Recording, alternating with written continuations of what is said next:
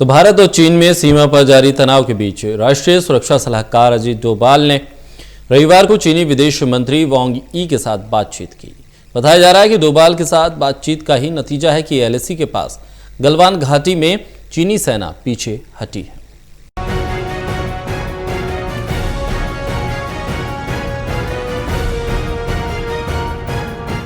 भारत और चीन के बीच गलवान घाटी में हुई हिंसक झड़प के बाद दोनों तरफ से शांति बहाल करने की कोशिशों के बीच भारत के राष्ट्रीय सुरक्षा सलाहकार अजीत डोभाल और चीन के विदेश मंत्री वांग यी के बीच टेलीफोन पर बातचीत हुई।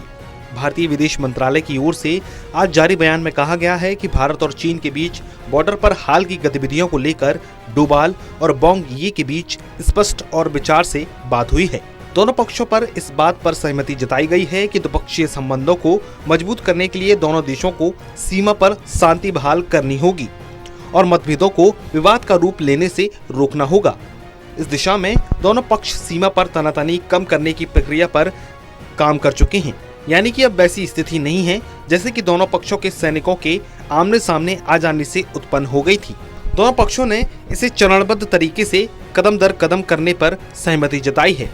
बयान में ये भी कहा गया है कि दोनों विशेष प्रतिनिधियों की इस बातचीत में दोनों देशों के सैन्य और राजनयिक अधिकारियों के बीच भी बातचीत जारी रखने पर सहमति जताई गई है। इसके अलावा डोभाल और वांग यी के बीच आपसी बातचीत को नियमित रखने पर भी सहमति बनी है। विदेश मंत्रालय के मुताबिक दोनों पक्ष इस बात पर भी सहमत हैं कि एलएसी का सख्ती से सम्मान करना चाहिए और यथास्थिति को बदलने के लिए एक तरफा कार्रवाई नहीं करनी चाहिए। भविष्य में किसी भी घटना से बचने के लिए एक साथ काम करना चाहिए जो सीमावर्ती क्षेत्रों में शांति के लिए आवश्यक है। दरअसल लद्दाख संकट पर डोभाल पहले से सक्रिय हैं और चीन की हर हरकत पर उनकी नजर भी है। बताया जाता है कि प्रधानमंत्री नरेंद्र मोदी का जो लद्दाख जाने का अचानक प्लान बना है वह भी डोभाल की रणनीति का ही हिस्सा था। डोभाल के प्लान की वजह से ही किसी को भी इसकी भनक तक नहीं लगी।